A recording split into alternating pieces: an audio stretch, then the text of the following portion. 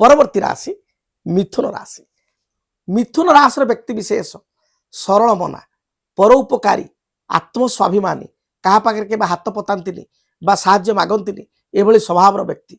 मिथुन राशि व्यक्ति विशेष सरलतार सुजोग नहीं अनेक व्यक्ति विशेष ठकी था। बंधु बांधव आरंभ कर सांगसाथी माने प्रतारण कर। मिथुन राशि व्यक्ति देखा जाए दाम्पत्य जीवन में टी बेले बेले मत पार्थक्य रहे मिसअंडरस्टैंडिंग रहे। यद्यपि स्वामी स्त्री मध्य पति पत्नी भितर भल पाइबा थाए ता सत्वे बाह्य लोकों कारण परिवार और अन्य सदस्य कारण समय समय मतभेद हुए।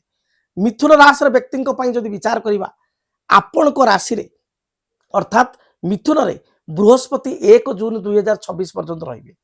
से भली भाव राशि ठारू दशम कर्मस्थान रे शनि सारा वर्ष मीनर रहिबे एवं बृहस्पति 2 जून ठारू राशि द्वितीय कर्कट राशि को जीवे एवं उच्चस्थ हेबे। से भली भाव रे राहु जदि देखिबा नवम स्थान रे, केतु तृतीय स्थान रे रहिचंती 25 नवेम्बर पर्यंत रहिबे।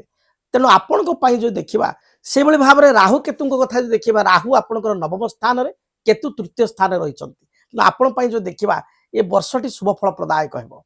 जहाँ भी बाधा विघ्न आपन जीवन में रही वर्ष आरंभ देखिए से बाधा विघ्न खंडन हेबो। विशेष करी 2 जून पर जेतेबेले देवगुरु बृहस्पति सप्तमेश कर्मेश, सप्तम होची वाणिज्य एवं विवाह स्थान एवं दूरयात्रा स्थान एवं बंधु स्थान एवं दशम होची कर्म बा जॉब स्थान। जेतेबेले सप्तमेश एवं दशमेश गुरु से उच्चस्थ हो 2 जून पर सेतेबेले आपण पई सब प्रकार सुजोग आपण पई खोली जीवो। जो कथा गुड़िक जो कार्य गुड़िक अधा पंतुरिया रही से कार्य गुड़िकर समाप्ति आपण करेंगे। कर्मक्षेत्र शुभप्रद हेबो।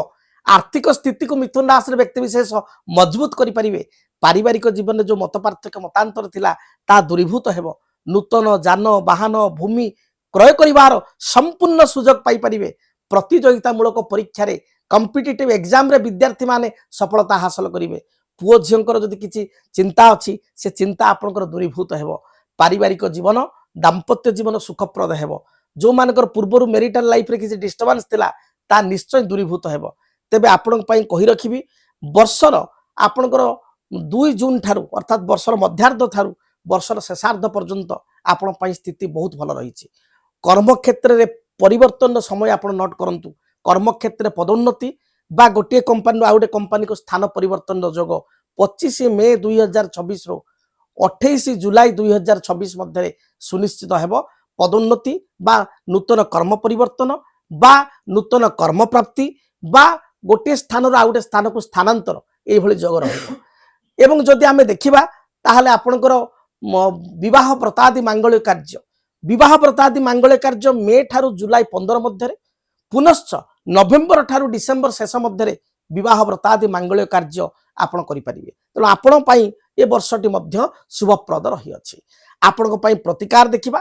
प्रतिकार स्वरूप माँ दुर्गा को आपण आराधना करंतु। माँ दुर्गांकर कोनसी प्रतिमा फोटो घरे रखी आपण बेलपत्र अर्पण करी लाल मंदार फूल अर्पण करी प्रत्येक दिन पूजा करंतु। जदि पारिबे रास्याधिपति बुद्ध होइतिबारु बुद्धंकर जंत्र पूजा करंतु। एवं आपण निश्चय ए वर्ष आरंभ कौन सी बुधवार आपड़ गोटे गछटे लगातु। निज घर जदि जगह अच्छी अगणा अच्छी जेकोसी गछ गोटे लगातु बा किसी ना वृंदावती गछटे आपणकर कुड़ार लगातु बा जदि आपणकर नई पठा बा कौन देवालय देव मंदिर जगह रही बर गछ बा अश्वत्थ गछ लगातु। निश्चय वर्षटी शुभप्रद है।